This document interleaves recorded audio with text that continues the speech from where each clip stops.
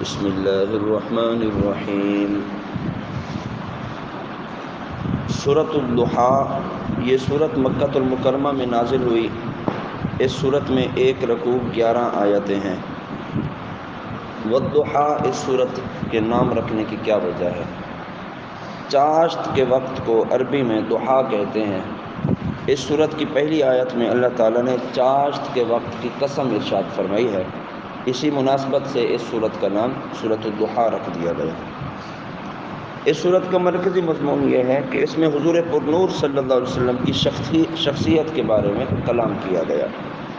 اس سورت کی ابتدا میں اللہ تعالیٰ نے چڑھتے دن اور رات کی قسم ذکر کر کے نبی کریم صلی اللہ علیہ وسلم پر کیے گئے کفار کے اعتراض کا جواب دیا ہے۔ نبی کریم صلی اللہ علیہ وسلم سے فرمایا گیا کہ آپ کے لیے ہر پچھلی گھڑی پہلی گھڑی سے بہتر ہے۔ اللہ تعالیٰ آپ کو اتنا دے گا کہ آپ راضی ہو جائیں گے۔ حضور اقدس صلی اللہ علیہ وسلم کے بچپن میں اللہ تعالیٰ نے ان پر جو انعامات فرمائے ان کا بھی ذکر کیا ہے۔ اس سورت کے آخر میں یتیم پر سختی کرنے اور سائل کو جھڑکنے سے منع کیا گیا اور اللہ تعالیٰ کی نعمت کا خوب چرچا کرنے کا حکم دیا گیا ہے۔ بسم اللہ الرحمن الرحیم۔ اللہ کے نام سے شروع جو نہایت مہربان رحمت والا ہے۔ والضحیٰ واللیل اذا سجا، چڑھتے دن کی وقت کی قسم اور رات کی قسم جب وہ ڈھانپ دے۔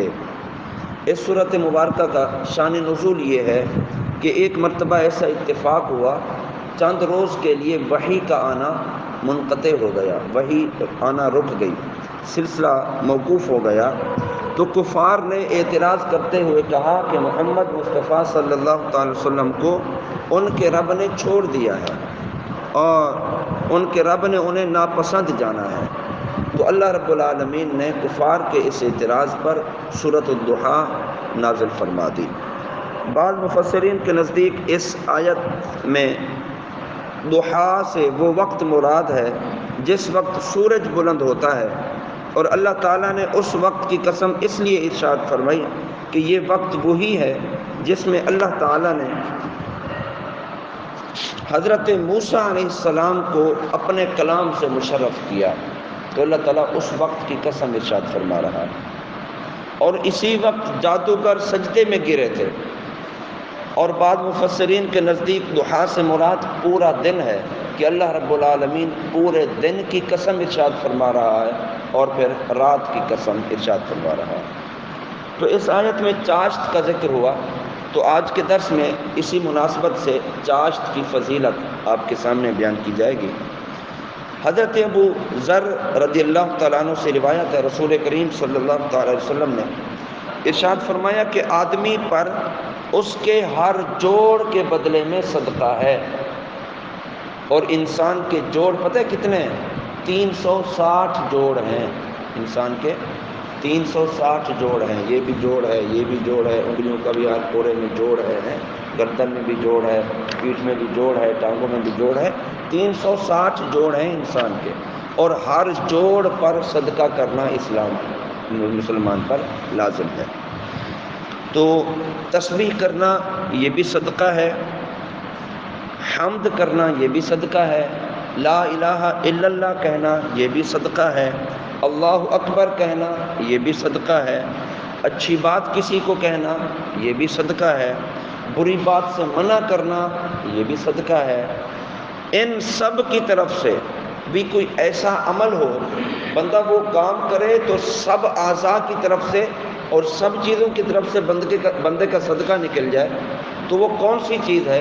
ارشاد فرمایا وہ چاشت کی 2 رکعتیں بندہ پڑھ لے تو اس کے 360 جناب جوڑوں کا جو ہے وہ صدقہ 2 رکعت میں ادا ہو جائے گا۔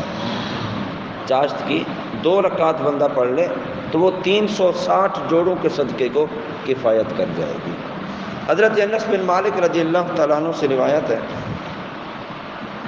حضور پرنور صلی اللہ تعالی وسلم نے ارشاد فرمایا جس نے چاشت کی 12 رکعتیں پڑھی اللہ تعالیٰ اس کے لیے جنت میں سونے کا محل تیار فرمائے گا۔ چاشت کی 12 رکعتیں۔ اور حضرت ابو دردہ رضی اللہ تعالیٰ عنہ سے روایت ہے، رسول اللہ صلی اللہ علیہ وسلم نے ارشاد فرمایا جس نے چاشت کی 2 رکعتیں پڑھی وہ غافل لوگوں میں نہیں لکھا جائے گا، اور جو 4 رکعت پڑھے گا وہ عبادت گزار لوگوں میں لکھا جائے گا، اور جو 6 رکعت پڑھے گا اس دن اللہ کی طرف سے اس کی کفایت کی جائے گی، اور جو 8 رکعت پڑھے تو اللہ تعالیٰ اسے فرما بردار لوگوں میں لکھے گا۔ جو 12 رکعت پڑھے اللہ تعالیٰ اس کے لیے جنت میں ایک محل بنائے گا، اور کوئی دن یا رات ایسا نہیں کہ جس میں اللہ تعالیٰ بندوں پر احسان اور صدقہ نہ کرے، اور اس بندے سے بڑھ کر کسی پر اللہ نے احسان نہ کیا جسے اللہ تعالیٰ اپنا ذکر الہام کر دیتا ہے اور کرتا ہے۔ تو اس حدیث مبارکہ میں بھی چاشت کی فضیلت بیان کی گئی۔ آپ 2 پڑھ سکتے ہیں 2 پڑھیں، آپ 4 پڑھ سکتے ہیں 4 پڑھیں، آپ 6 پڑھ سکتے ہیں 6 پڑھیں، آپ 8 پڑھ سکتے ہیں 8 پڑھیں، آپ 12 رکعتیں پڑھ سکتے ہیں تو آپ 12 رکعتیں پڑھیں، ہر ایک کی اپنی اپنی الگ الگ فضیلت ہے۔ چاشت کی نماز مستحب ہے، اس کی کم از کم 2 رکعتیں اور زیادہ سے زیادہ 12 رکعتیں ہیں۔ اس کا وقت سورج بلند ہونے سے زوال تک ہے، اور بہتر یہی ہے کہ چوتھائی دن اس کو پڑھا جائے۔ جب سورج بلند ہوتا ہے یعنی روشنی چمکنے لگتی ہے اس وقت اس چاشت کی نماز پڑھنے کا وقت ہے، اور یہ نفل ہوتے ہیں۔ 2 رکعت نماز نفل چاشت، 2 رکعت نماز نفل چاشت کی نیت سے یہ نماز ادا کی جاتی ہے، اور اس میں کوئی سی بھی صورت آپ پڑھ سکتے ہیں، وقت ملے فرصت ملے تو اس کو ضرور ادا کرنا چاہیے۔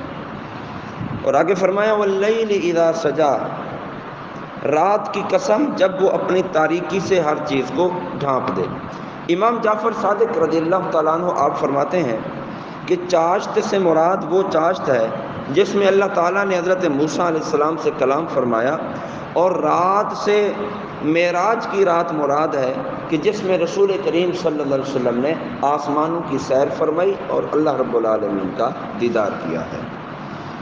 بعض مفسرین نے فرمایا چاشت سے جمال مصطفیٰ کے نور کی طرف اشارہ ہے، اور رات سے آپ صلی اللہ تعالی وسلم کے گیسوئے عنبری کی طرف اشارہ، حضور کے زلفوں کی طرف اشارہ ہے، یعنی والضحیٰ کہہ کر اللہ تعالیٰ اپنے محبوب کے چہرے کی نورانیت کی قسم ارشاد فرما رہا ہے، اور واللیل اذا سجا کہہ کر اپنے محبوب کے زلفوں کی قسم ارشاد فرما رہا ہے۔ تو سیدی اعلیٰ حضرت امام احمد رضا خان رحمۃ اللہ تعالی علیہ فرماتے ہیں، ہے کلام الہی میں شمس و ضحیٰ تیرے چہرہ نور فضا کی قسم، قسم شب تار میں راز یہ تھا کہ حبیب کی زلف دوتا کی قسم۔ کہ شعر میں بھی سیدی اعلیٰ حضرت نے فرمایا کہ اللہ تعالیٰ آپ کے چہرے و ضحیٰ کی قسم ارشاد فرماتا ہے اور زلف عنبری کی قسم ارشاد فرماتا ہے۔ سارا قرآن حضور صلی اللہ علیہ وسلم کی تعریف میں ہے، تو اللہ رب العالمین نے ہر مقام پر اپنے محبوب کی تعریف کو بھی ذکر فرمایا ہے۔ تو اللہ تعالیٰ ہم سب کو عمل کی توفیق عطا فرمائے، اور چاشت کی نماز کی بھی عادت بنانی چاہیے کہ اس کے بہت سارے فضائل اور بہت ساری فضیلتیں ہیں۔ اللہ تعالیٰ عمل کی توفیق دے۔ وما علینا الا البلاغ المبین۔ بسم اللہ الرحمن الرحیم۔ الحمد للہ رب العالمین، والصلاة والسلام علی سید الانبیاء والمرسلین۔ یا اللہ یا رحمان یا رحیم، نماز فجر ادا کی اپنی بارگاہ میں قبول فرما، درس قرآن ہوا اپنی بارگاہ میں قبول فرما، جو کچھ سنا سنایا عمل کی توفیق عطا فرما۔ پیارے نبی کریم صلی اللہ علیہ وسلم کے بتائے ہوئے احکامات پر عمل پیرا ہونے کی توفیق دے، ایمان کی سلامتی عطا فرما، اعمال صالحہ کی توفیق نصیب فرما، مال جان عزت آبروں کی حفاظت اور خیر فرما، دین و دنیا کی بھلائیاں نصیب فرما، فکر آخرت عطا فرما۔ یا اللہ آنے والی آفات و بلیات سے محفوظ فرما، اچانک حادثات سے محفوظ فرما۔ بحرمت ان اللہ وملائکتہ یصلون علی النبی یا ایہا الذین آمنوا صلوا علیہ وسلموا تسلیما۔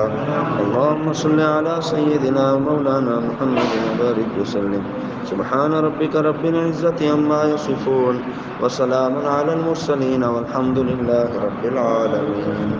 لا الہ الا اللہ۔